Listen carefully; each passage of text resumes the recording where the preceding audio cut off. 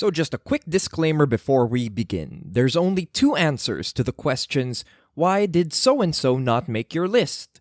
It's either 1, I didn't watch what you mentioned, or 2, I did watch it and I like the stuff I selected better.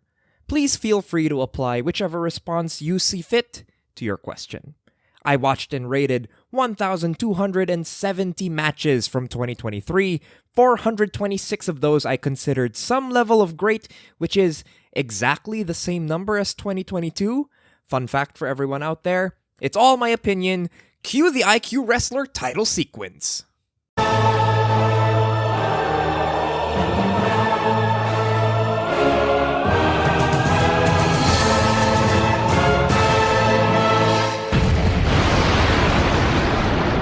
Welcome!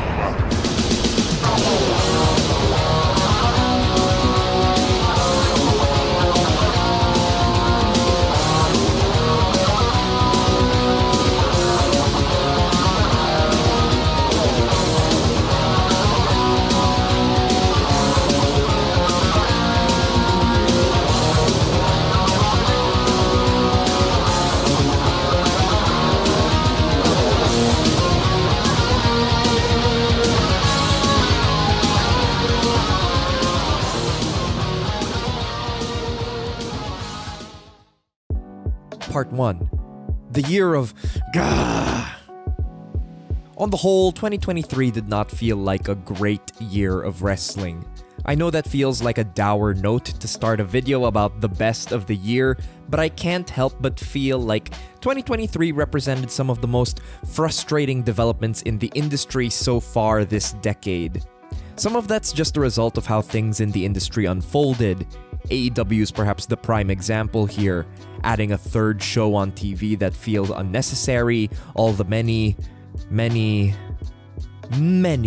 pieces of news about CM Punk culminating in his firing and returning to the WWE, and then all the creative choices that followed both of those developments.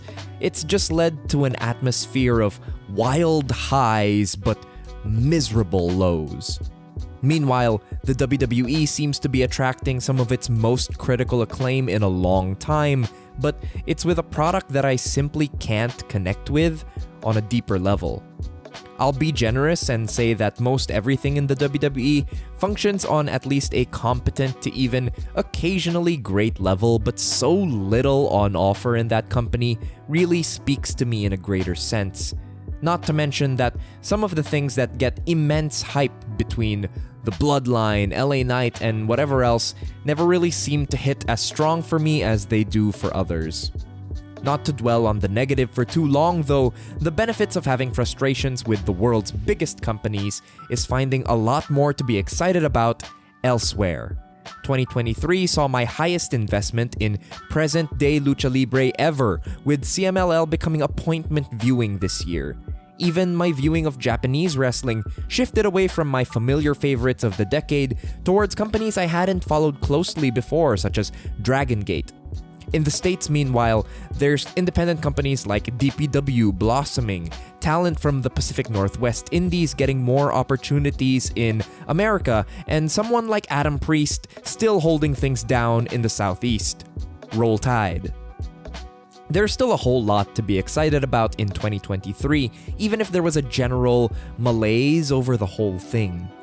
Even if it feels like so much of the good this year had some sort of asterisk attached to it to account for something negative in its proximity, I would argue that the peaks we saw in 2023 would easily rival those of any other in the decade that we've seen so far. There's a lot to celebrate still, and it's worth keeping an eye on the things that give me hope for the days to come. Part 2. Event of the Year.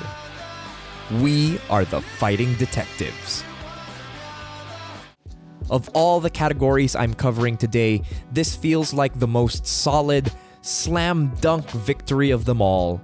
With the astronauts of Fuminori Abe and Takuya Nomura at the helm, We Are the Fighting Detectives is a love letter to the now defunct Battle Arts promotion. Both Abe and Nomura are noted disciples and fans of Battle Arts, and what they create together here is a pro wrestling show that just does so much right.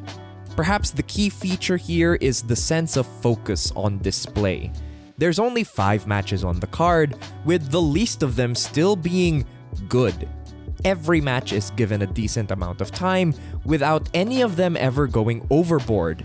Everyone delivers for what's appropriate on their spot on the card. That kind of solid, rock-steady booking might genuinely have been enough to lock down this win, but it's taken over the top by the dizzying highs reached by the double main event.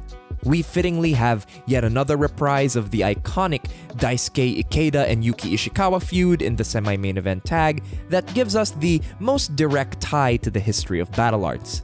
But then in the main event, Abe and Nomura themselves engage in one of my favorite matches in recent memory, where they seem to display their own vision of where they wish to bring battle arts' legacy into the new decade.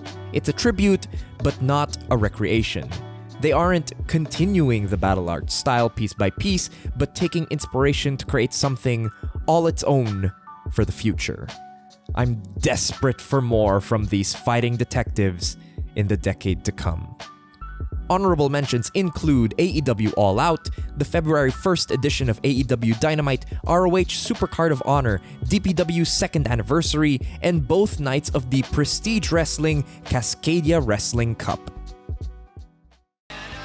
Part 3, Promotion of the Year. Consejo Mundial de Lucha Libre. Consistency wins the day for CMLL in 2023. They became appointment viewing this year for tapping into a real, tried-and-true formula of having dazzling Lucha Libre high flyers, working trios matches built around heat segments and babyface comebacks.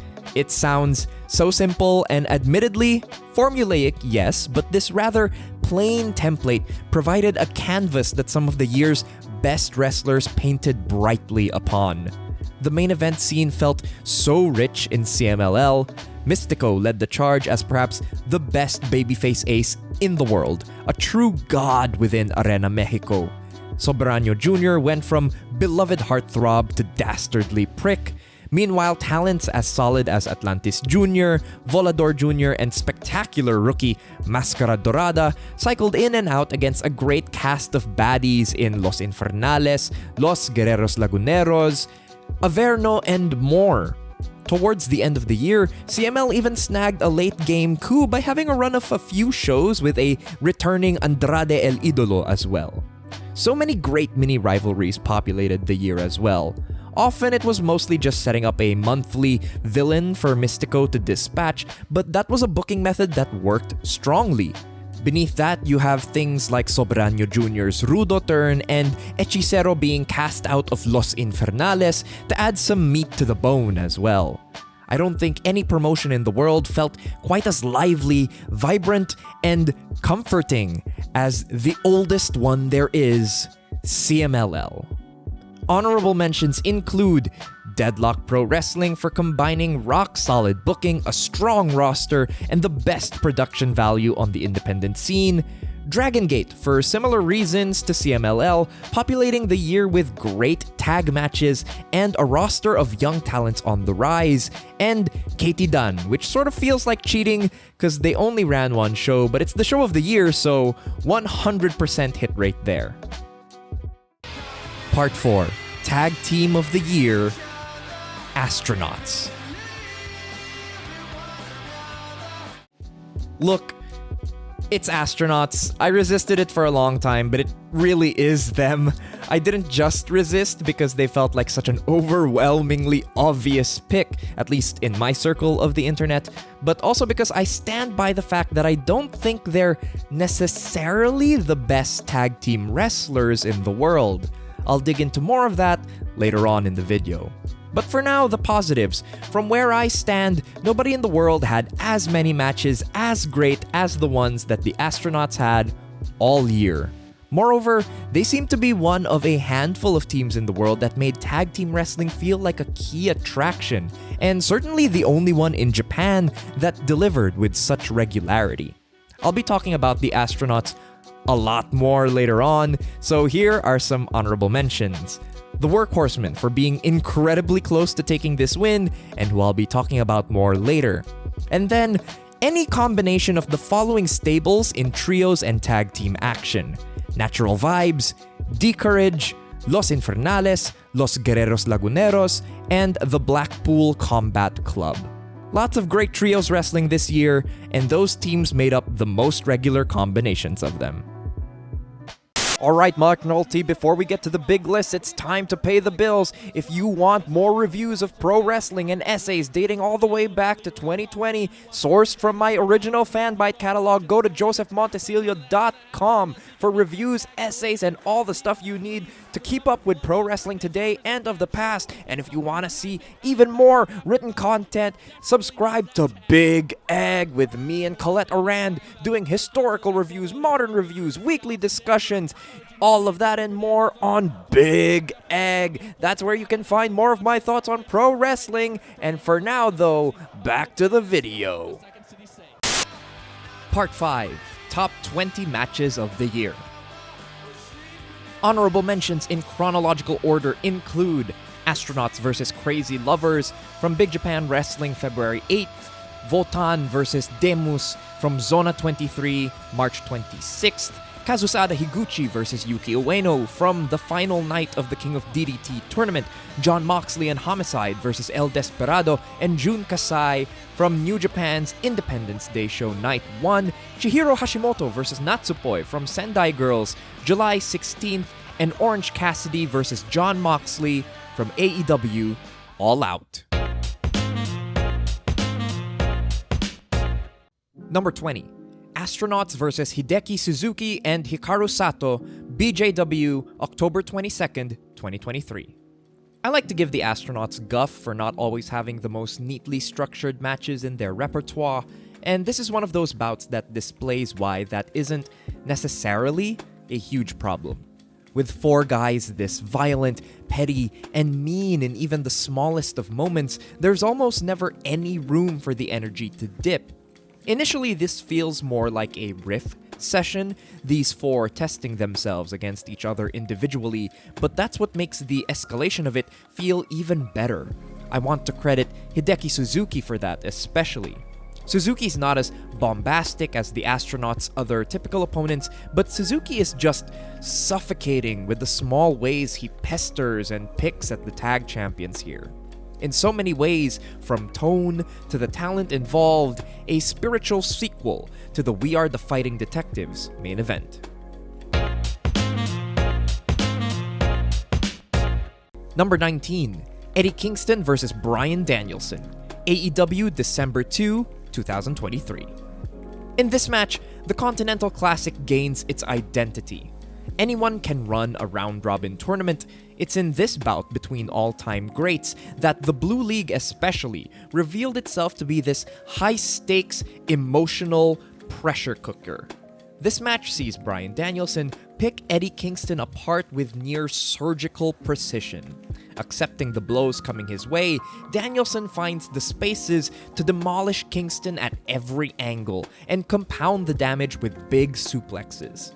The real trouble is that Eddie gets shaken from his championship mindset, regressing to something more frantic and uncontrolled, leaving him open to be taken apart by the GOAT. It's a tightly contested, hard-hitting bout with a surprising amount of emotional narrative at play when you get beneath the surface. But there's better to come from these two yet. Number 18. Astronauts vs. Crazy Lovers, BJW December 30th, 2023. Perhaps not the most frenetic or action-filled of their work, this still stands out to me as the best Astronauts tag of 2023. Here's why.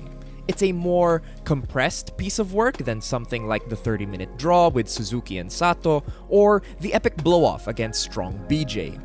It's more neatly structured, with much of this being built around the Astronauts working in control to really draw some babyface sympathy towards their challengers.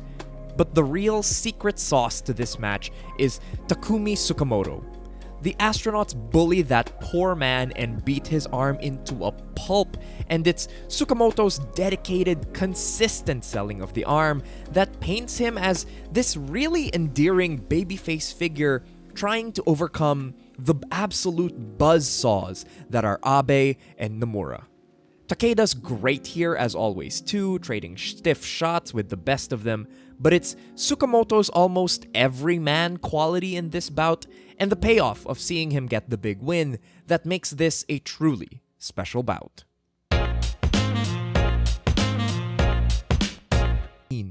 Darby Allin vs Samoa Joe, AEW February 1st, 2023. Darby death and Samoa Joe murder are a perfect combination together. This is not a complicated match to understand. Darby Allin's one of the most insane bumpers in the world, and Samoa Joe was entering a true career resurgence in 2023 with this bout. There's carnage, devastating bumps, and clever gimmick use as well.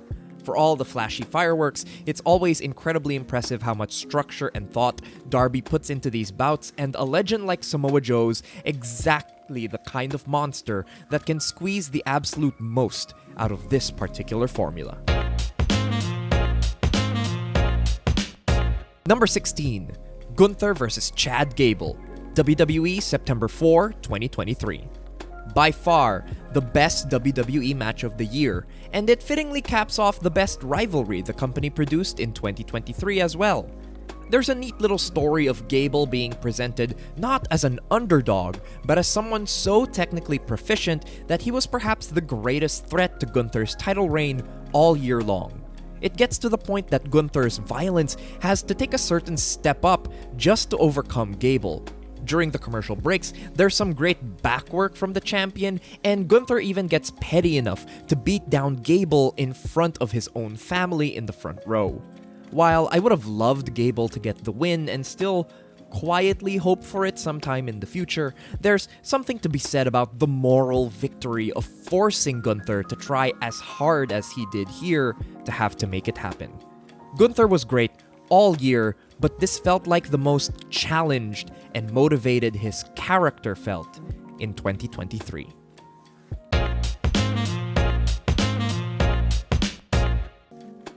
Number 15. Mio Momono vs Mayumi Ozaki, Marvelous, August 7, 2023. Highway robbery at its finest. Mio Momono comes into this as a fiery champion, but she runs into Mayumi Ozaki, who shamelessly uses every trick in the book to overwhelm the competition. Ozaki is ruthless in this, hitting a belt shot before the bell sounds, using her signature dog collar and chain to smash up Mio's hand, busting open the champion, and literally dog-walking her through Korakuen Hall. It is vicious and cruel and mean-spirited, and that's what makes Mio's comebacks feel all the sweeter. There's a joy to seeing her finally get her own against Ozaki and even slowly warm to the idea of fighting Ozaki on her terms. This is bloody and hate-filled, dripping with spite in a way I don't often get from modern Joshi. It may feel like a hyperbolic comparison, but I don't think anything this decade has quite captured the spirit of the Chigusa dump matches quite like this did, in Chigusa's own home promotion. Was it unfortunate to halt Mio's title reign for this? Yes, but the match itself? It rules.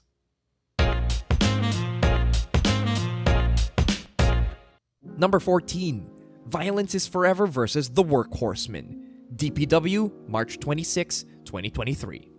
Speaking of bloody, the two best teams on the American independent scene crash into each other inside a steel cage, and it's as delightful as it sounds. Filled with the kind of meaty, clubbing blows one expects from these teams, all ramped up with both Ku and Dom letting the plasma flow. I love the little moral tale that the Workhorsemen tell here, getting too caught up in the joy of beating up their opponents that they lose sight of the end goal. It's a perfect finish for this match to have Ku roll up Henry for a flash win because it punishes the Workhorsemen for playing with their food and leaving even the slightest room for a comeback. It also plays nicely into the decisive heel turn that closes out the night as well. I still wish we had more from these two teams this year, but they peak high right here with one of the best matches on the North American Indies.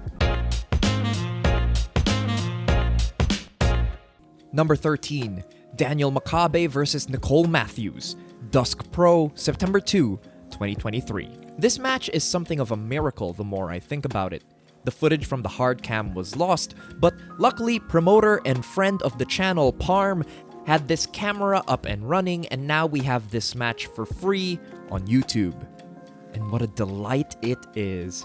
Makabe so rarely works lengthier matches, so seeing him stretch his legs across a 20-plus minute match felt wonderful. He has the time to work a step-by-step plan to pick apart Nicole Matthews, who seems just one step ahead the whole way through. Meanwhile, Nicole's cast as this veteran babyface who's finally got Makabe's number both on the mat and picking apart when they're on their feet. She occasionally gets in her own way when stealing from Madison Eagles and paying dearly for it, but I like that she's able to redeem even that aspect of her character by the end. Brainbuster, Spider German, and then right into that submission victory. It all feels so good, so whole, and filled with a million cool tricks and counters throughout. Beyond even chicken soup levels of comfort, this felt handcrafted, tailor-made to suit my tastes in wrestling. What a beautiful thing. It's on YouTube for free. Watch it now. Number 12, Jon Moxley vs. Hangman Page, AEW, February 1st, 2023. In this, Hangman Page learns a lesson about spite. After having already earned a measure of revenge in January, the lingering resentment means that now Hangman wants to embarrass Jon Moxley instead of just defeat him. Mox, on the other hand, comes into this match with the confidence that he can defeat Hangman in a million different ways. The result is this emotionally charged slugfest that sees Mox chip away at different strategies throughout. Meanwhile, Hangman overindulges in vengeance, going to spite Mox with move steals and taunts, only to get caught out of nowhere with a simple cradle to get the win. It's a match where the characters came in wanting two entirely different things, and only the smarter approach won out in the end. Perhaps not the outright best Mox Hangman match, but certainly the most clever.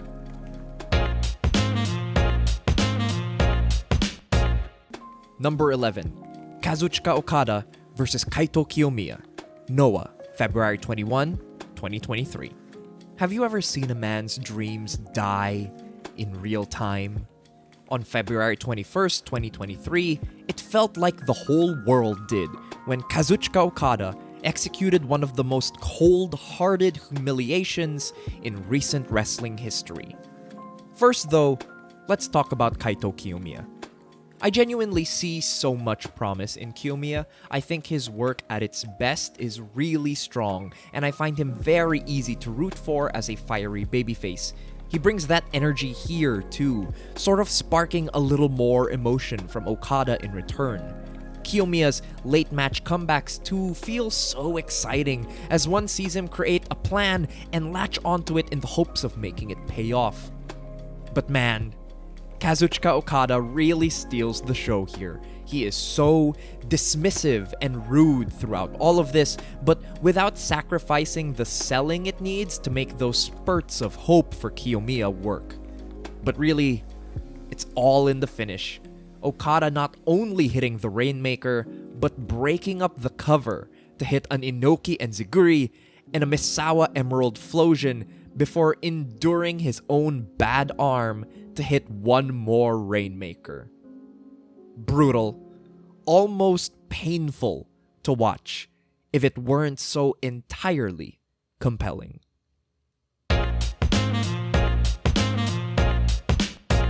Number 10, CM Punk vs. Samoa Joe, AEW August 27, 2023. This felt like a victory lap for the nerds, of which I obviously include myself. One of the great rivalries of the 2000s super indie boom, treated with the proper respect and significance in front of the grandest possible stage. We took Punk and Joe out of the armories and bingo halls and put them in front of over 80,000 people, and boy did they deliver. In a lot of ways, Punk and Joe create something here that feels like an ode to American pro wrestling itself. Punk pays homage to the recently passed Terry Funk, not just with the spinning toe hold, but the spirit of bumping and stooging and blading on the big stage. Punk borrows from career rival John Cena to lean into the split crowd, and then both he and Joe take from Hulk Hogan to not only pay off a little inside gag Punk's been setting up on Collision for weeks, but to create a moment truly electric enough to suit the occasion. Joe and Punk put themselves on the levels of the legends, and Punk comes away with the big win before walking out into the sunset. Or the unemployment line, whichever you prefer.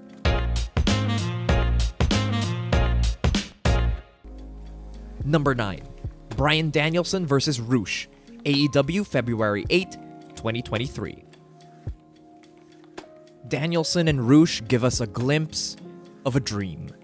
Just a few weeks beforehand, Danielson already lived out his Yave fantasies with Bandido, and here we get a lucha bloodfest instead. What if we got Danielson and Rush crashing into each other in a small Mexican indie with the dingy arena and the rowdy fans? We can't get that, but we come so close. A lot of that comes from Danielson just feeding in for Rush's onslaught. Rush absolutely relishes the opportunity to beat up Danielson every way imaginable. He does it not only with so much ferocity, but with such charismatic glee as well. You can tell that he loves hurting Dragon. And to his credit, Dragon loves making things look like they hurt. He gets a great blade job in, takes some truly grotesque bumps, and absorbs strikes fully, if only for the rush of returning them in kind right afterwards. Those closing moments with Danielson's blood flowing, going hell for leather against Rush, it's just invigorating. There's a world where this is in Mexico and someone's hair is on the line and it's the biggest deal in the world, but we're not quite there. It's a glimpse of a dream, but it's a whole lot better than nothing.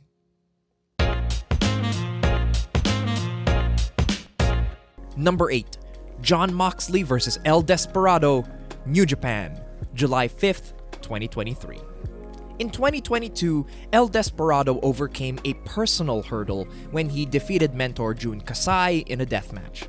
With that behind him, he turns his eye towards something larger in scope.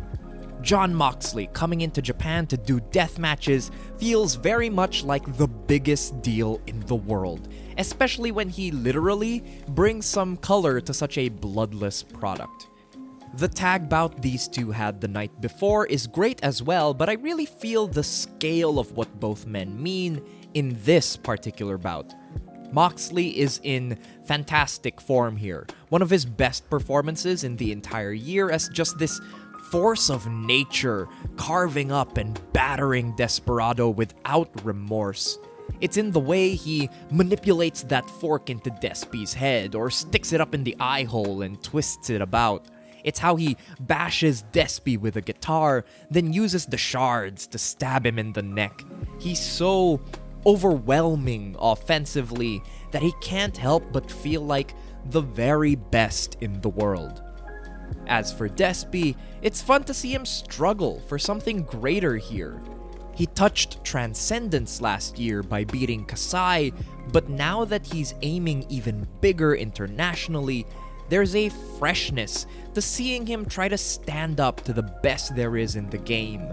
I love how these two test each other, reveling in that kind of prideful ecstasy that death matches always bring out the best of in its competitors. In a year where my favorite deathmatch stuff feels more celebratory, like say the Kasai versus Takeda matches in Freedoms, this one felt like a real, proper struggle. True, honest, and bloody competition.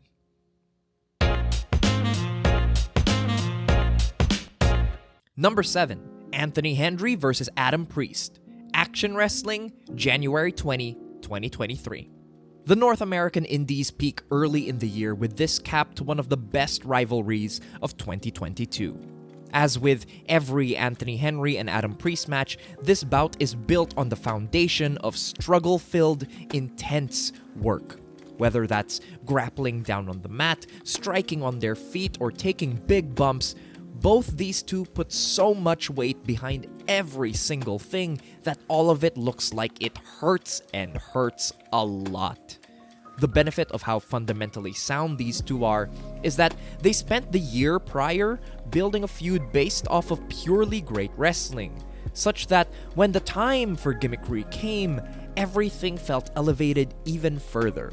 For one, I love how well these two play off the suspense of having no ropes.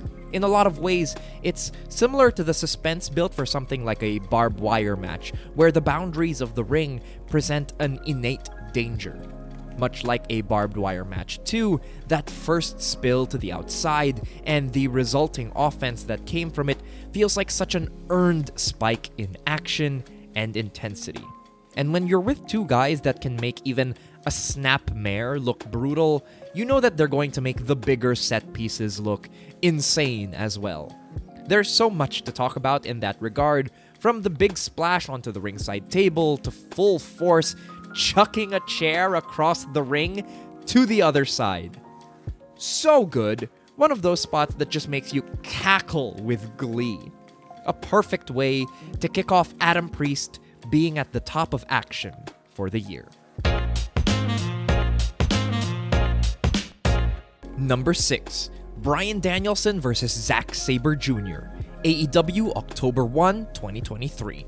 This match delivers on its promise of being a technical delight.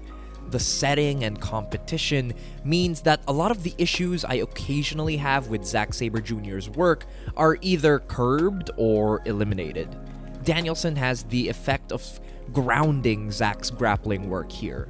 As someone just as proficient on the mat as Zack, Danielson forces Sabre to not only earn every hold, but also get the most out of each hold while he still has it. That means a little less floating aimlessly from one arm to the next, and more of Sabre being kept on his toes instead. I also love the strategic mind games at play here. It's fun to see Sabre find himself equaled and perhaps even surpassed on the mat, forcing him to find a new avenue of attack. He takes the match to a more striking-based style, but only to bait Bryan into using his surgically repaired arm and open it to attack. A focused Zack really is the best kind, so having him concentrate on the arm to start getting the better of Danielson made all the sense in the world. But the real brilliant touch is how Dragon combats Zack. In the final stretches when it seems that Sabre might be closing in on the win, it's Dragon who changes the tone by spitting right in ZSJ's face. You can almost see the smug satisfaction on Bryan's face when Zack relinquishes the hold he's in to start smacking at Danielson instead. It's Dragon knowing that he's gotten Zack off of his game and into Dragon's territory instead. Danielson may have morally conceded on the mat, but it wins him the day, for sure. A real delight from front to back, a mechanical marvel boosted by the emotional dynamics coming into play at the end.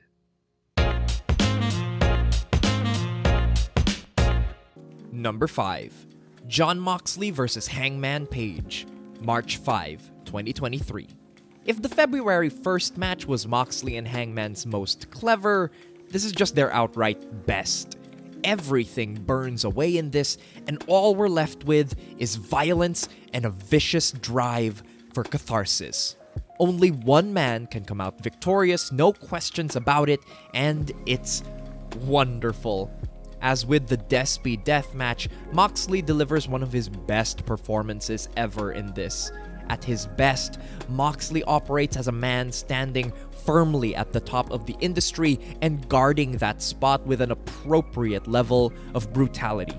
His work and control here is some of his finest all year long. he really makes Hangman earn what's coming to him on this night. Again, the fork work stands out. At one point, he has Hangman in a triangle and just starts stabbing at his head with the fork, and you see blood just spurt onto Moxley's chest. It's gruesome stuff, exactly the kind of nastiness one might want from a bout this heated. Hangman, to his credit, delivers on his end too. With a dance partner like Mox here, Hangman really has the room to tap into his best self. Endearing, yes, but that's not quite the effect in a match like this. He's admirable in this, angry and pissed and rearing for a fight and willing to give as good as he gets. Cowboy shit. Together too, they craft some real clever moments in this. Pay attention to the small tricks they play here. Gimmick matches can be dumb even when they're excellent, and I mean that lovingly. A chair to the body is dumb, but it also rocks. There's a mind at play here though, with how Hanger and Mox direct your attention towards one expectation only to go in an entirely opposite direction that feels just as or even more satisfying. Notably too, this match feels like a bigger star maker for Hangman than any other in his career. I loved the Danielson matches obviously, and the Kenny one is his preordained coming out party, but right here on this night, hanging Jon Moxley by the neck and making him tap out? How can I not be a believer after that?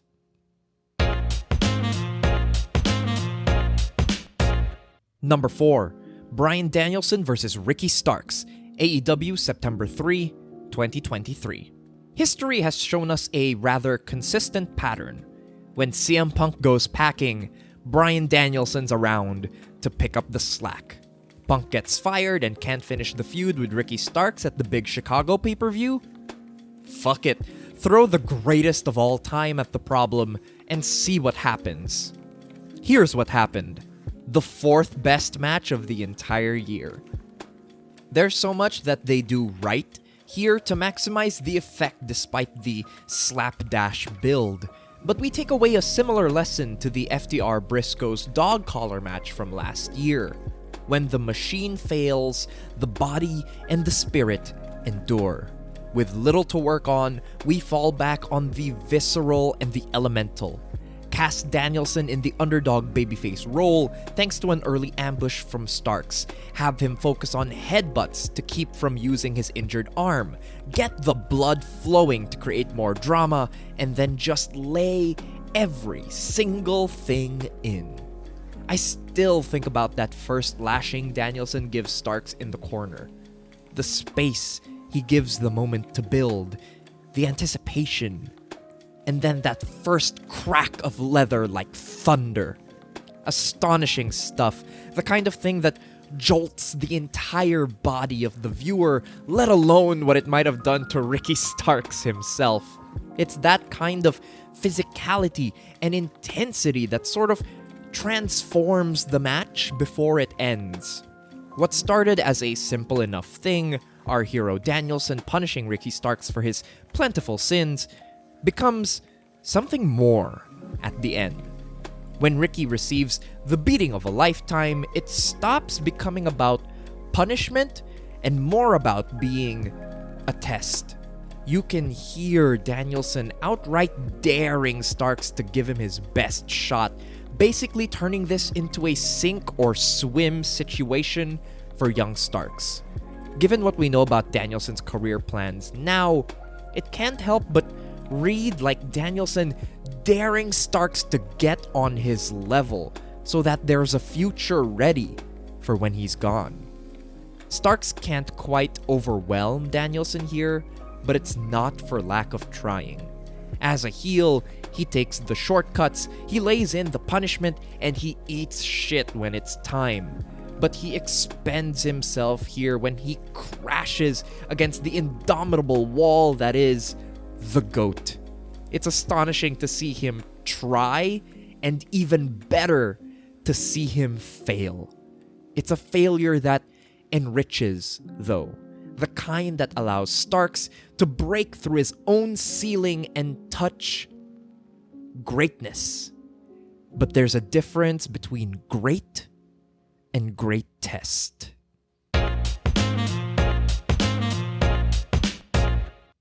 Number 3. Claudio Castagnoli versus Eddie Kingston, ROH, March 31, 2023. In the past, I've talked about my fascination with matches of tragedy. Whether that be KZ versus Shun Skywalker in 2021 or Sting versus Big Van Vader from 92, there's something about a truly great match that tells us why our heroes fail. Here we get a primer of the things that cost Eddie Kingston victory. Even from his entrance, this man is seething with anger over a decade of unresolved resentment burning in his body, nearly threatening to consume him entirely before the bell has even rung. It's a minor miracle that he's even able to formulate the beginnings of a game plan early in the match by going after Claudio's leg. It's a good tactic, cut out the foundation of the Power Man, but it evaporates so quickly. As Eddie told Phil Schneider for The Ringer before the match, I am going to go in there and try to wrestle because it's Ring of Honor, so I am going to try to wrestle at first, but knowing me, at some point, I'm going to have to gouge his eye. Claudio just has to apply the slightest pressure, and Eddie's game plan is gone. Eddie tries to brawl with Claudio, tear him apart with his bare hands, but Claudio Castagnoli responds in kind with the brutal efficiency that made him a champion. It really cannot be understated that Castagnoli in control in this match feels like him recapturing the kind of energy that distinguished the end of his indie run. He's vicious and his strength is awe-inspiring. He hoofs Eddie around with such casual hatred. Credit to Eddie too for taking some truly gross bumps in this, twice to the ground and even some huge superplexes. I like Claudio's selling too. I like every time he sells the legwork that Eddie started, if only because it's a reminder of a path to victory Eddie forgot to pursue. At no point in this match does it feel like Eddie's going to win. All we really get are brief moments of hope. A back fist to stun Claudio, a kick out at 1 on Claudio's finish, and then that final act of defiance, a head scissors to counter the Ricola bomb, which only gets countered in turn for the 3 count. It's an absolute powerhouse of a performance from Eddie Kingston, rage-filled then immediately vulnerable once Claudio gets the control, and then defiant until the end. For my money, it's the best Claudio versus Eddie singles match ever because it captures them so well. The naturally freakish ability of Claudio and the painfully relatable flaws of Eddie Kingston. Eddie wastes a grand opportunity because he was just too mad and spiteful to keep things together. What's a man to do when his biggest opponent is himself?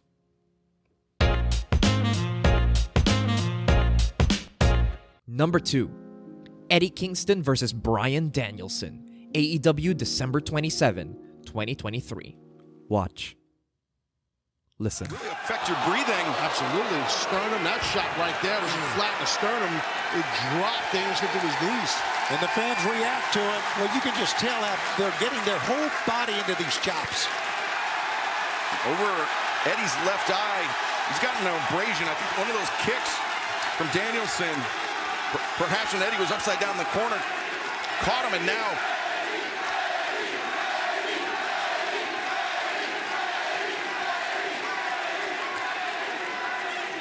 what you're seeing in this moment is Bryan Danielson's world shifting in real time.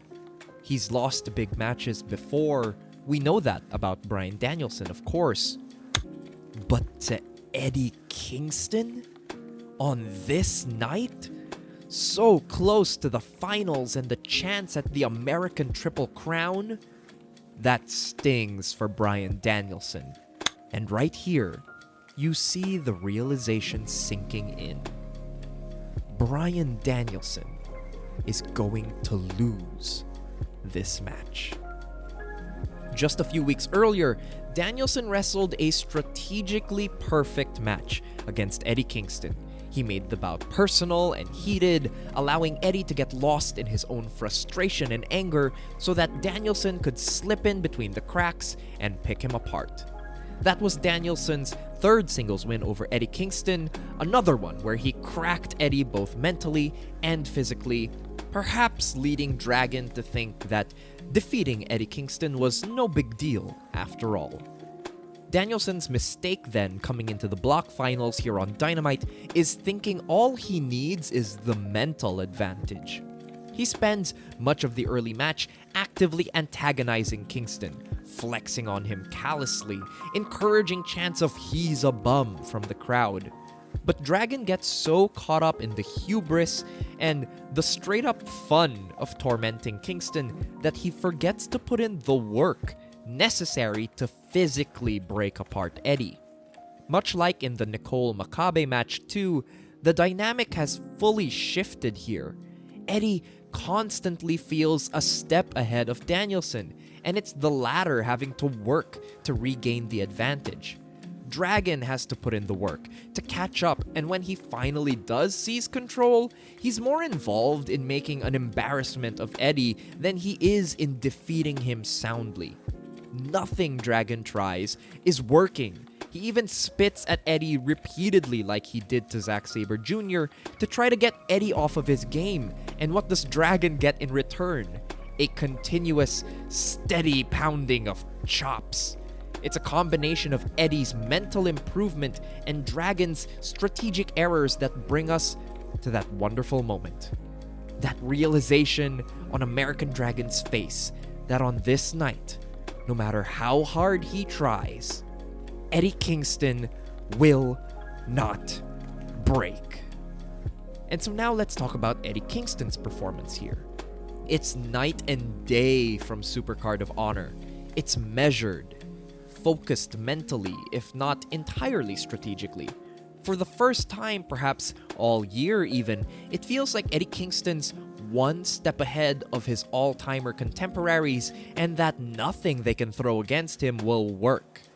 He still has his selling, he's still vulnerable, but when it becomes a matter of one-on-one, nothing but pride and throwing hands, it's Eddie Kingston who will stand tall in the middle of his ring and win the day.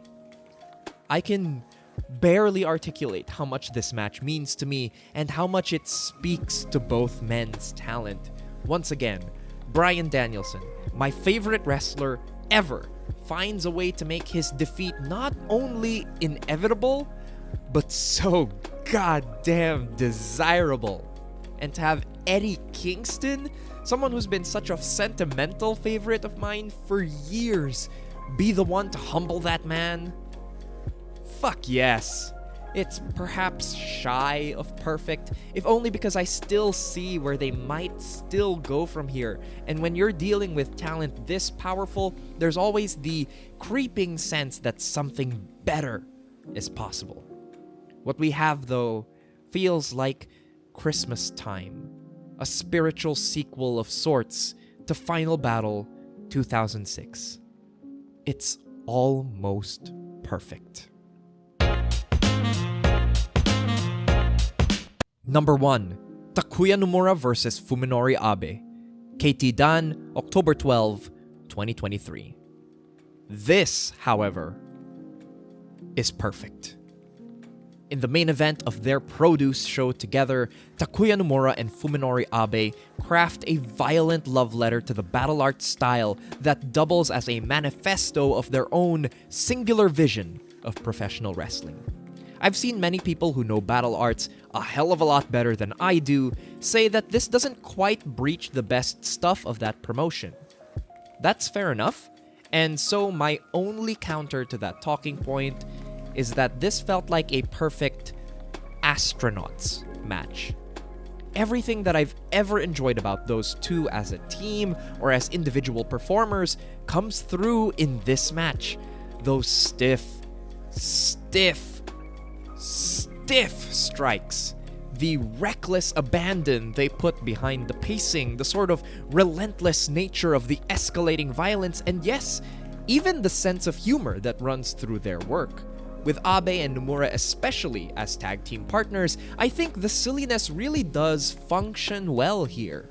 It's the kind of ribbing one expects from two best friends, but they still manifest in really sick ways, like Abe biting Nomura's nipple or sticking a finger in Nomura's ass to get him to relinquish a hold.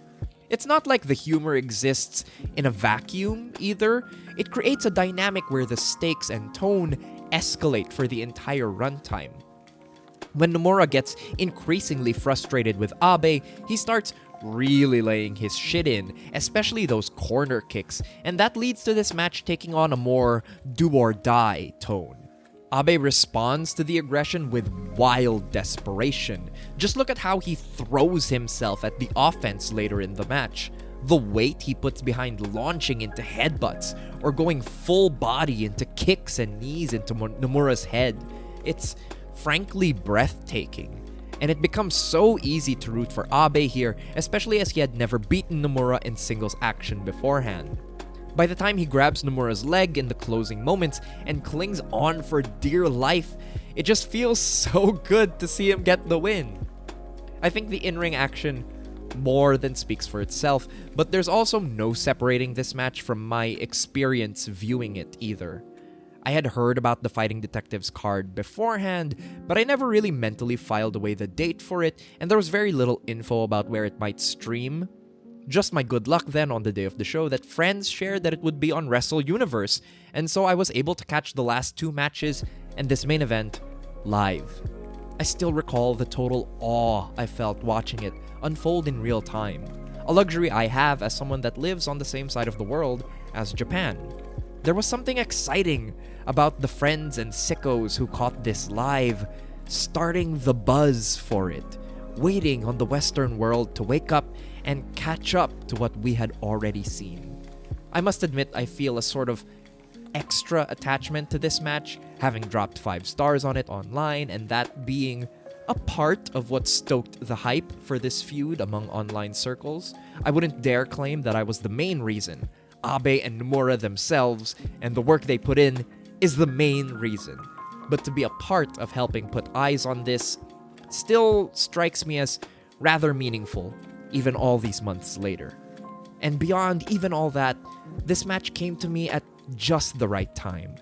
Just as pro wrestling in 2023 started to get truly frustrating, with so much of it feeling like it was veering away from the things I love about the craft, Abe and Nomura came and just put on a goddamn show. An affirmation of all the things I want from pro wrestling. Emotional stakes, physical intensity, and just pure 100% love of the game. At a time when so much felt cynical and ironic and empty, Abe and Nomura came through with the missing ingredient in so much wrestling: unwavering sincerity. This match is an oasis, like water in the desert. Join us and drink deep. Takuya Nomura versus Fuminori Abe, the best match of 2023. Part 6, Input over Output. Once again, for those who haven't seen my mid-year video, Input over Output is a new category I'm doing to highlight pro wrestlers who may be putting in great performances but don't always produce great matches. There's a variety of reasons for this that mostly come down to the opportunities provided and the competition in the ring with these selections.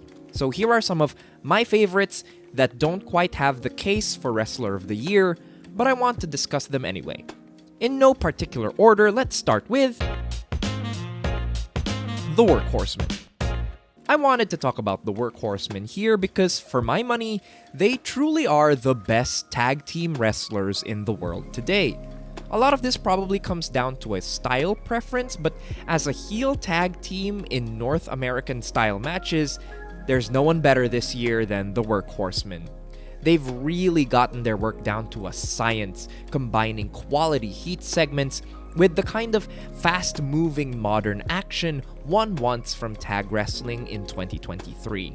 It's notable too in that they got great matches out of so many different teams from different generations. From the past in the Motor City Machine Guns, the present in Violence is Forever, the future with Miracle Generation, the Workhorsemen brought out the best of them all in distinct and well-done matches across the board. They've been the foundation that DPW has built their tag team division upon in 2023, and that's basically made them a must-see act every single month. But look beyond the DPW run, and you find just how versatile they can be with really well-done performances as a lower-card tag team in ROH and AEW. In a weaker year where the Astronauts focused more on singles work, this would have been a handy victory for Tag Team of the Year for Henry and Drake. But for now, we recognize them here. Timothy Thatcher. What keeps Thatcher out of the Wrestler of the Year list proper is that I just don't care for his work in Noah. That's not to say that he's bad over there, just that I don't have the motivation to ever seek it out much, especially when he's primarily spending his time in big multi-person tags. But when he's standing on his own 2 feet on the US Indies, Timothy Thatcher looks every bit as skilled and talented as he always has. On US soil, he has the Chris Hero return match, my favorite Mike Bailey singles of 2023, the climactic victory over Josh Barnett at Bloodsport, and even a little TV delight against Bryan Danielson. I wish he stayed home more, but at least he seems happy where he is. Nicole Matthews. Seeing Nicole Matthews finally have her ban from the US lifted was one of the great joys of 2023. While her booking didn't always lead to capital G great matches, the highly developed sense of in-ring psychology that Nicole's perfected over the years really came through. She always seemed to get the most out of everyone that she worked with. With Nicole too, it's what she gets out of people in surprising ways. Take Masha Slamovich, probably best known for a real hard-hitting smash mouth style. Nicole brings her down to the mat and makes her wrestle, and has one of Masha's best and most interesting matches in her whole career. Or with familiar foe Daniel Makabe, Nicole and him go into deep waters, something Dan so rarely does. In a 20-plus minute, slowly developing small room epic, Nicole gets a wonderful match from him that we've already discussed. Combine all that with her work with the younger generation of wrestlers in the Pacific Northwest, like Amira, or Judas Icarus, or Liza Hall, and Nicole carved out quite a year of strong work. Part 7. Top 20 Wrestlers of the Year. Honorable mentions in no particular order include Adam Priest, Atlantis Jr., Daniel Makabe, Darby Allin, KZ, and Stuka Jr. Number 20. Gunther. The only WWE wrestler that will be making the list, most notably because he always feels like the realest guy in the room. No one in the WWE has had better matches more consistently than Gunther has. Not only regularly great, but always hitting higher peaks than anyone else in the company. For a long while, I resisted the idea that he was actually the greatest Intercontinental Champion of all time, but when I start to look at what he accomplished this year, from the Great WrestleMania Beef Fest, to the Chad Gable series, to scattered great defenses against the likes of Ciampa, Owens, and Sami Zayn, it's hard to not at least put him in the conversation. Number 19. Daisuke Sekimoto. Sekimoto benefits greatly from being given the promotional support of working with all his best opponents of the decade so far. We're maybe just missing another rematch with Yuji Okabayashi, but outside of that, Sekimoto spends the year wrestling with or against the astronauts, and that fucking rocks. It's not just his heavy-handed meathead energy that lands him here either. I've come to find that I really enjoy how Sekimoto builds the momentum in his matches with chain wrestling to open most major bouts. It has a touch of classical technique and structuring to it that makes the feeling out processes of his match feel a little richer than other contemporaries. There's perhaps no better display of this than his time limit draw with Fuminori Abe from 0-1. He's not always the main player in these matches, but Sekimoto adds a lot whenever he's involved, and he's often involved in something great. Number 18. Hechicero. Hechicero was one of the main highlights of CMLL this year, on both sides of the moral spectrum as well. Much of his case comes from his work with Los Infernales, both working with and against them. As part of Infernales, he always felt like the glue holding the group together, easily the most dynamic and lively of the three members in the team. Once he was cast out and became a Technico, that same dynamism made him easy to root for, alongside a rotating cast of partners. All in all, Hechicero excelled both in the standard tag settings of CMLL, but also in singles bouts against the likes of Euphoria, Soberano Jr., or Stuka Jr. His Riave stylings, heavy strikes, and big dives made him pretty much the ideal kind of wrestler to round out the upper mid-card scene at CMLL. Number 17. Samoa Joe. All hail the new AEW World Champion. It's not a perfect year for Joe, of course. A lot of his year is hampered by questionable booking decisions, from loose threads that don't pay off, like the Zack Sabre Jr. rivalry, or vacating the ROH TV title, or spending weeks entangled in the interminable devil drama. Thank God then that he ends the year with such an emphatic victory as becoming the AEW World Champion. Hell fucking yes, the champ is here. Even throughout all the Devil storyline though, he consistently felt like the only truly grounded character in any of it. The real bulk of Joe's case though comes long before that, with him hitting his highest peaks in a few years now. The 2 Darby TNT title matches at the start of the year are excellent, but Joe's also the solid foundation holding up things like the Mark Briscoe TV title challenge at Supercard of Honor, or the revisit of the rivalry with CM Punk. His unmistakable aura finally combined with the most booking support since his TNA days to produce a bit of a renaissance year for this all-timer.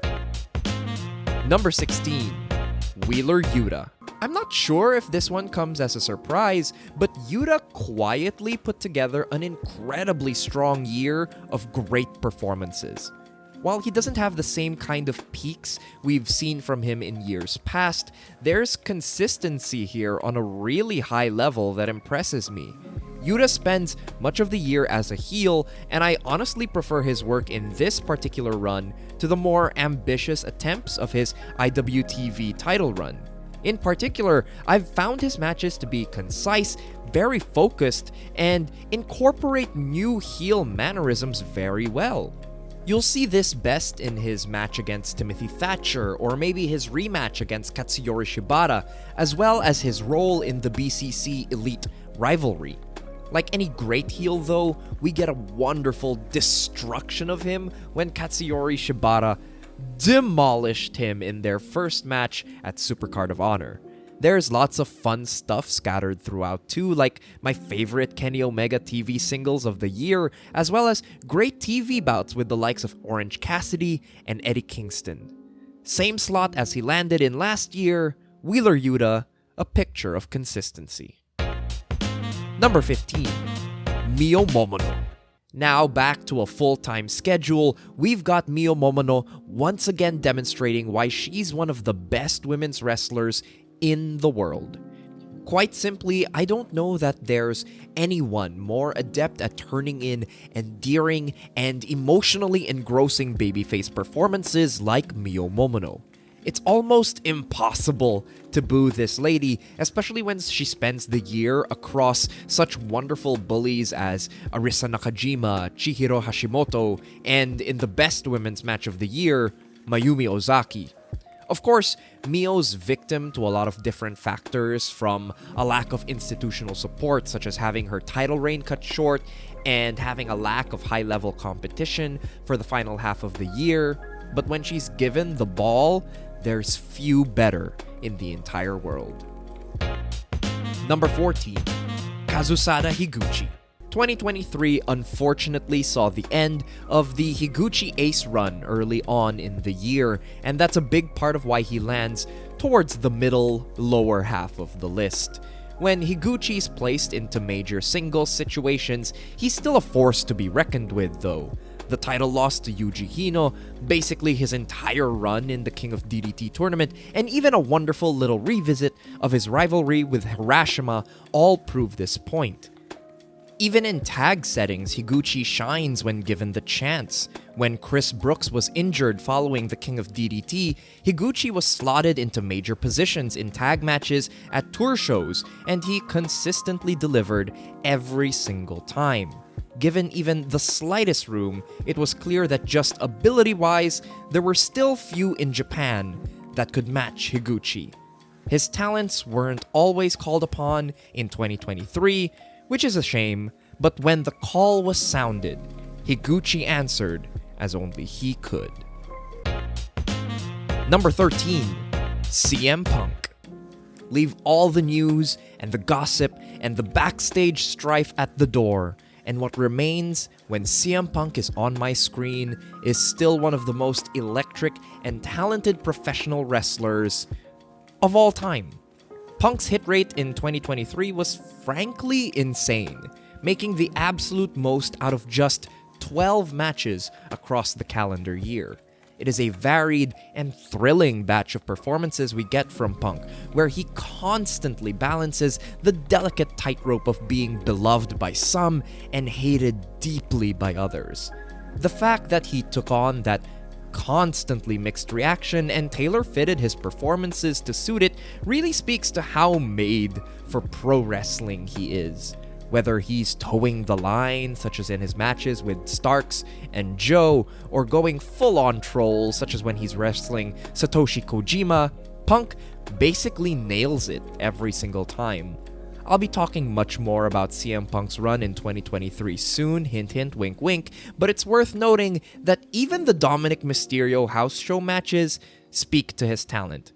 Those two aren't great matches, but packed to the brim with thoughtful match structure. Best in the world may be an exaggeration, but it's closer to the truth than not.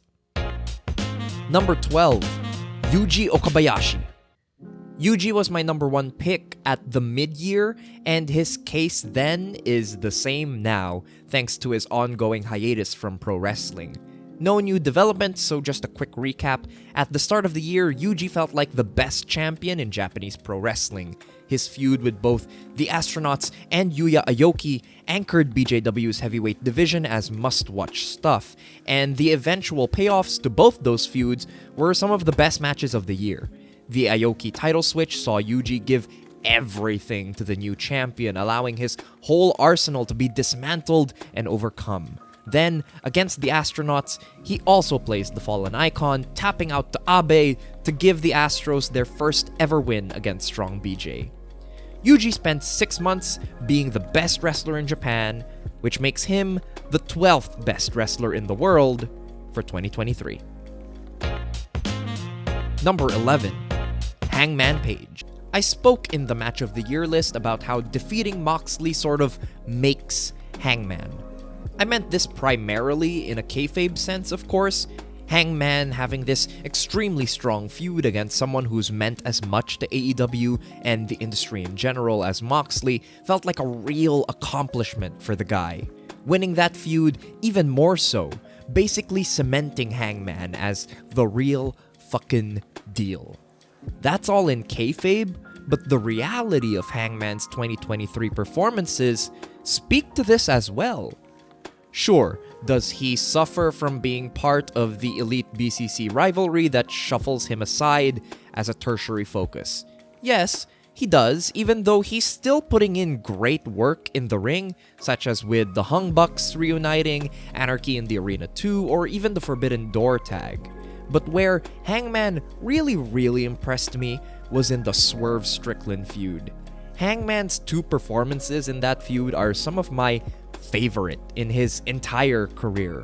The Texas Death Match is the obvious one, with Hangman really tapping into that righteous babyface fury. Drinking and spewing Swerve's blood is the picture you're seeing on screen right now for a reason. One of the coolest things to happen in wrestling all year. But past that, there's also the Wrestle Dream match, where Hangman shows us how well he can adjust to a hostile crowd and work as a more antagonistic heel instead.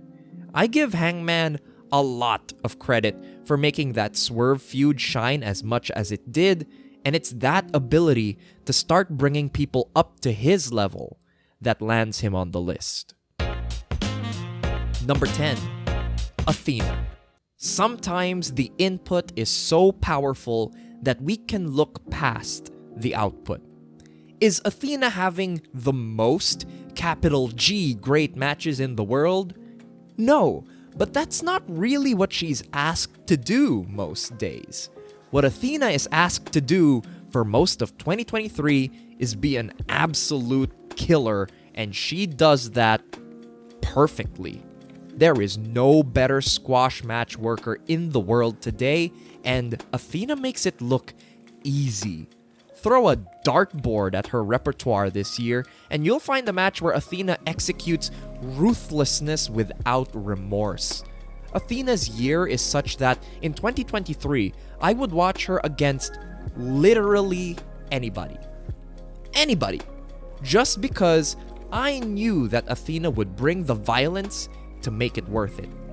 And then look at the times that Athena's given someone even close to her level, and the greatness continues to shine through. On 2 separate occasions, Athena basically molds and creates a top-level challenger for herself. First with the trilogy of matches against Willow Nightingale, and then with her long-term story and pay-per-view epic with Billie Starkz. I think both Willow and Billie are good wrestlers on their own, but working with Athena made them both actively great.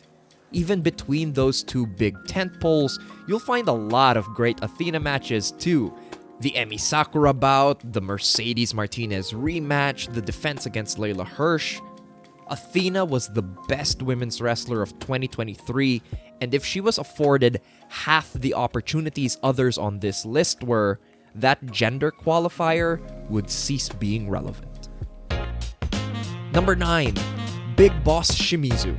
Dragon Gate was a real joy this year on the back of producing consistently entertaining tag matches. The main highlight of their year for me as a fan was the constant battles between D-Courage and Natural Vibes, and Big Boss Shimizu is one of the key components of the Natural Vibes side of that rivalry. I mean, just look at the guy. He's so instantly endearing, but he's able to back that up with power and force in the ring.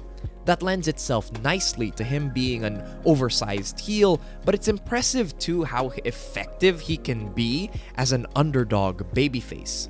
That's best demonstrated at the finals of the King of Gate tournament, where he wrestled both Madoka Kikuta and Kota Minoura. Dragon Gate functions so much better as a promotion about tag teams and stables that when someone stands out as a truly talented singles worker, it means so much more.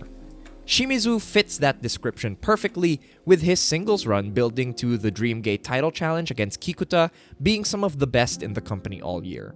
The title match too was the best Dreamgate title match probably since KZ and Shun 2 years ago, and a lot of that is down to Shimizu being a likable guy who hits like a truck. Number 8. Madoka Kikuta. And now the other side of the equation. D-Courage functions really excellently as a trio, and then later in the year as a quartet, but the glue holding it together is Madoka Kikuta. He's just the most consistently entertaining wrestler of the three, not just in the trios and tags, but also in singles competition, as evidenced by his Dreamgate title run. Now, to be clear, I don't think Kikuta has many great Dreamgate title matches, but having one as good as the defense against Big Boss already puts him ahead of the pack compared to so many others. It really is that title match and the direct build-up to it that lands Kikuta so high up on this list. It's a delightful peek to a year filled with great matches, oftentimes just tour show trios against Natural Vibes or any number of stable combinations in Dragon Gate. Kikuta also has that innate charm to him. He's easy to root for, but that takes nothing away from his ability to work in control against an up-and-coming challenger. As far as individual wrestlers go, Madoka Kikuta was the primary reason to watch Dragon Gate in 2023. Number 7. Soberano Jr. Stupid, sexy Soberano Jr. I say this with absolute sincerity. There's a sort of old-school purity to how over Soberano Jr. is with the ladies of Mexico. It can't help but recall wrestling of the 80s and how people were gaga for the Von Erichs or even the Rock and Roll Express, and that gives Soberano Jr. the distinction of being one of the few wrestlers today whose status as a bit of a sex symbol can be palpably felt in how crowds respond to them on screen. Soberano Jr. uses that to his advantage as both rudo and technical. Most of his year is spent on the side of the heroes, where his charismatic connection to the crowds makes it easy for anyone to root for him and sympathize when he's getting beat on by the rudos. His athleticism makes him naturally cool too, probably best embodied by the Stuka Jr. singles match where he ducks an ambush on the ramp, flips over the top rope, and completes his entrance pose. A moment that really captures how CMLL, its booking, production, and workers can make men seem like superheroes. Soberano Jr. does also turn rudo before the year ends. He'd been workshopping the act in Guadalajara before bringing it to Arena Mexico, and if I'm being honest, I don't think it's all the way there in the ring. The presentation is just right though, such as entering via van with a woman on each arm like he's Flair in the 80s, and he does get the stooging and healing portions of it right. The singles match with Atlantis Jr. that ends the year also gives me reason to be very hopeful for what's to come. Either way, he's one of the top acts that made CMLL can't miss all through 2023. Number 6. Claudio Castagnoli. The very picture of consistency this year. Of everyone on the list, I feel Claudio has one of the most solid cases, if just for how regularly he was featured and given just enough room to display his abilities. The heart of his case is obviously the 3 matches against Eddie Kingston, which are all excellent in different ways. It's that feud with Eddie that's the strongest emotional core to Claudio's year, and Claudio plays it brilliantly, both in the ring and as a character. He taps back into that combination of cowardice and snobbery that made his 2010s run in the BDK so entertaining and channeled it back against one of his greatest rivals in Eddie Kingston. But the fact that Claudio has so much around that to boost his case is what lands him so high. He is secretly one of the most entertaining tag workers of the year, regularly siding with his Blackpool Combat Club comrades and pairing extremely well with all of them. He's also a fantastic TV worker, getting great matches with the likes of Rey Fenix and Orange Cassidy through the year. In the last 2 months as well, he's our first entrance on the list to have really benefited from the Continental Classic bump, just slotting in wonderfully into the Blue League and having 2 of the tournament's best matches against Kingston and Bryan Danielson. As with the rest of the BCC, Claudio played fast and loose with his moral leanings this year, though he did skew heel more often than not.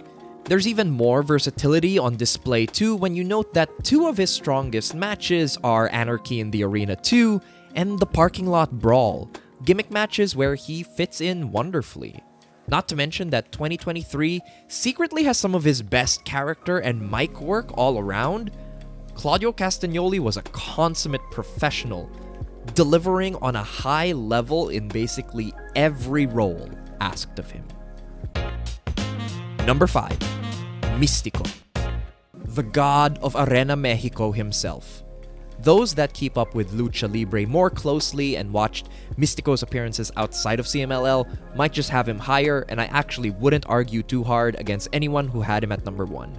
I think the case is certainly there, but there's a few quibbles I have that put a ceiling on him for me. He's maybe one truly excellent match away from making it even higher than number 5, and even at his best, I find Místico's selling to be a little thin, and his hot dogging mid-heat segment while getting beat on can stretch one's suspension of disbelief just a tad. But those are incredibly minor criticisms compared to what Místico delivers as a whole. He might just be the best and most earnest top babyface ace anywhere in the world. His matches have the comforting structure of the shine, heat, and comeback, and while I struggle with Místico selling in the heat, my god are those comebacks worth it. They're a shot of adrenaline every time. It feels so good to watch Místico soar through the sky and bump all the rudos around him. The aura Místico has in Arena Mexico, surrounded by adoring fans who live and die by him, elevate basically everything he's in. Whether that be a weekly trios match or his monthly bouts against the villain of the month. In his singles matches, we get interesting variation as well, like the more grounded bout against Virus or the more traditionally high-flying one against Soberano Jr.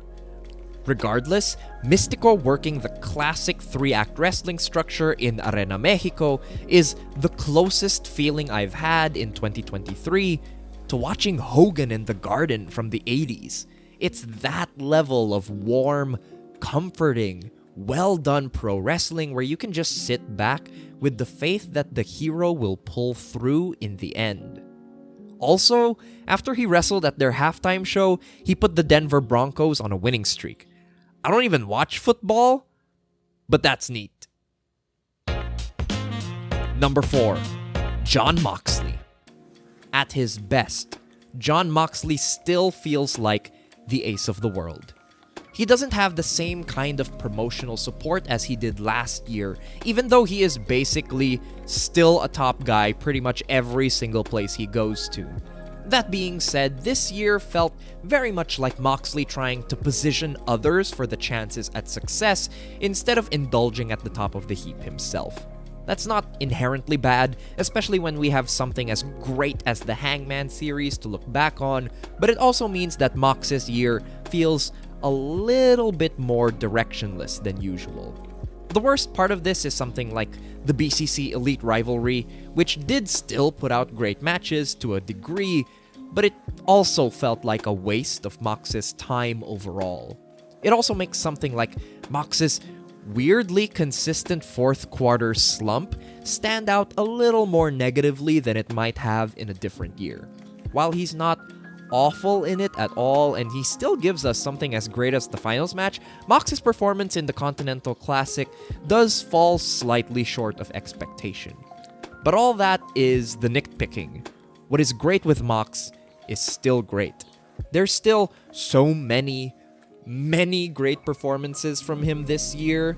I've talked up the Hangman and Despy matches earlier, but Mox really feels like the guy who brings the Orange Cassidy matches to the next level. Cassidy's a great wrestler, but it's Mox charging in and giving no quarter to Cassidy's usual shtick and going the extra mile to really brutalize and punish him that makes the All Out match especially feel exceptional.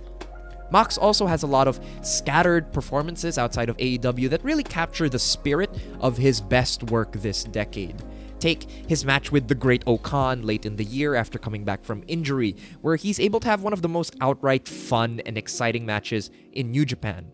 Or even his singles match against Artemis Spencer in Defy, where he gets to play a bullying outsider to the local favorite. And man, if you've ever seen Jon Moxley wield a fork, you might know what it's like to consider him one of the best in the world. Number 3. Astronauts. The Astronauts have the benefit of spending most of the year with stylistic complements that allow them to maximize their strengths. The first half of their year is spent in the orbit of Strong BJ as their primary rivals, and that combination is practiced enough in both tag and single settings for those matches to deliver basically every single time out. There's a level of significance one can assign to the Astronauts finally getting past Strong BJ in tag title competition, basically cementing their position as BJW's defining tag team of the 2020s. While it was still a rather close fight with the Workhorsemen for Tag Team of the Year, it was the Crazy Lovers title switch at the end of the year that cinched the win for the Space Boys. It was a match that addressed a lot of my issues with their other matches throughout the year, specifically that sense of formlessness and lack of structure. In that Crazy Lovers title match, there was a clear narrative through line and strong bullying performances from the Astronauts that made the switch feel sweet and earned. This probably should go without saying, but having the match of the year together is a massive point in their favor as well. Everything achieved in the Fighting Detectives main event can be attributed to them, and as the official promoters of the event as well, they get a little additional credit for putting together the event of the year. The promotional achievements aren't necessarily major points to their case, but it's pretty impressive, isn't it? These two have the volume of great matches that I wouldn't bat an eye at having either of them at the number 1 spot, whether separately or together. What keeps them from climbing higher on this list is, unfortunately, Europe. I don't know if it's the opposition they're working with or just a shift in motivation or tone, but I just truly haven't cared for either man's work in WXW, and this has been consistent with Abe's single efforts in that company in years past as well. Much like FTR in the year before, these two do have strong singles efforts to their respective cases, but the majority of their year is spent together as a team, hence why I group them together as a single entry. However, if you really want to get in the weeds here, we can probably call Fuminori Abe 3A and Takuya Nomura 3B. Beyond Abe having more singles matches to lean on, such as the 0-1 bout against Daisuke Sekimoto, or the match against Yuji Okabayashi the same night as the Strong BJ blow-off, I've just found Abe's performances more compelling thanks to his more expressive nature. But that's an incredibly minor distinction. The Astronauts travel together, and they rightfully rank as 1 for 2023. The selection for number 1 was especially arduous this year. With how things played out in 2023, it came down to literally the very last days of the year itself, and even weeks into the new year, reviewing both the cases that follow was a bit of a struggle. They both have individual strengths that could land either in the top slot, and if you know me well enough or have been paying attention to who I've been discussing in this video, you know who the race is coming down to. So let's get into the final choice. Number 2. Bryan Danielson. First, the good. Or in Danielson's case, the great. The back half of Bryan's year is genuinely most everything from his return at All Out till the end of the year stands out as some of the best American wrestling of the decade. It's that goddamn good.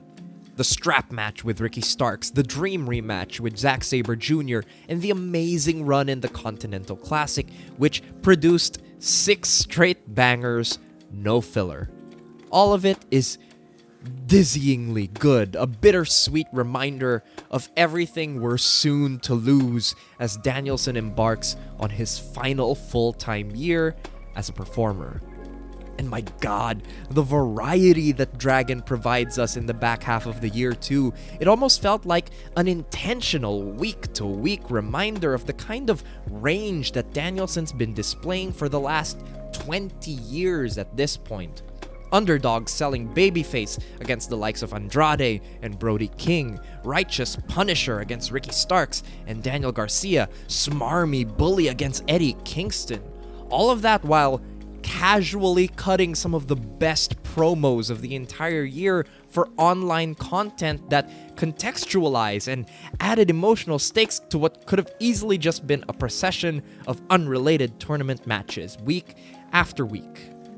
It's a TV run that I would argue rivals and perhaps even surpasses that excellent week-to-week run he was on at the end of 2021. This run felt even more compelling in terms of Danielson's ability to mold himself to his opponent's best strengths, where 2021 felt like Danielson dishing out a series of great Danielson matches.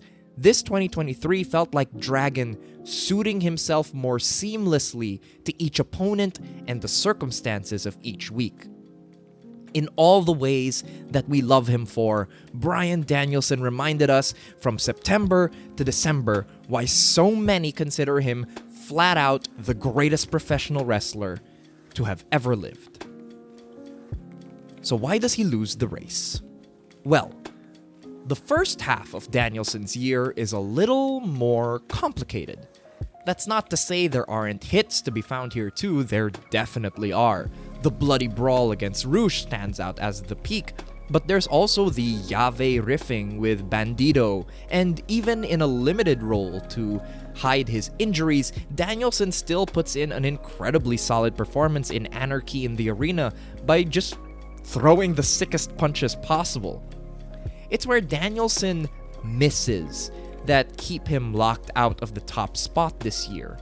I want to start with the obvious one and perhaps the semi-hot take regarding Danielson's year. I personally just really didn't care for the Iron Man match against MJF. The primary reason is that I didn't care for the story beats it was trying to hit and the meta purposes it was trying to serve.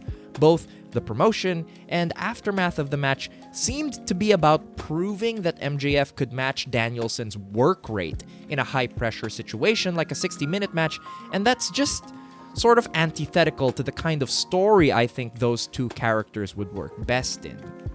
While that stands out as the biggest mark on Dragon's case this year, there are some scattered head-scratchers too. What was an incredibly exciting dream match against Konosuke Takeshita on paper ended up a little more stilted and awkward than I expected. Crafting a limb-selling match against Brian Cage felt like a square peg in a round hole situation, and while injury certainly hampered it, the start of the Forbidden Door main event felt much more like Danielson conceding to Okada's standard formula rather than creating something better, as we found they could do later on. These, combined with the significant amount of time Danielson spent on the shelf due to injury, means that I gladly celebrate him as the definitive Peaks Wrestler of the Year, and I certainly wouldn't bat an eye at anyone if they placed him at number 1. But if you want to talk about the best wrestler of 2023 from my perspective, well, bundle up. Number 1, Eddie Kingston. Self-conflict comes to mind when one thinks of Eddie Kingston. A few days ago on Twitter, I asked the timeline what were some of their favorite examples of stories of self-conflict in pro wrestling. A lot of great answers came through: Bret Piper at Mania, Sami Zayn's moral self-doubt on the path to the NXT title, Shawn Michaels putting down his greatest idol in wrestling. Genuinely, all strong answers, but the more I thought on all of them, the more I found that the moments that display them in the ring always feel like intrusions. Not necessarily bad or unwelcome ones, but certainly you notice when the match stops being about the action and starts leaning to being about the emotions and morality at play. I don't think I ever had that problem with Eddie Kingston in 2023. If anything, I think that's because self-doubt is sort of baked into Eddie Kingston's whole career. It informs so much of his work, how he acts and reacts to competition in the ring and on the microphone. When he speaks beyond the bounds of television, he speaks candidly about how it informs his day-to-day mental state.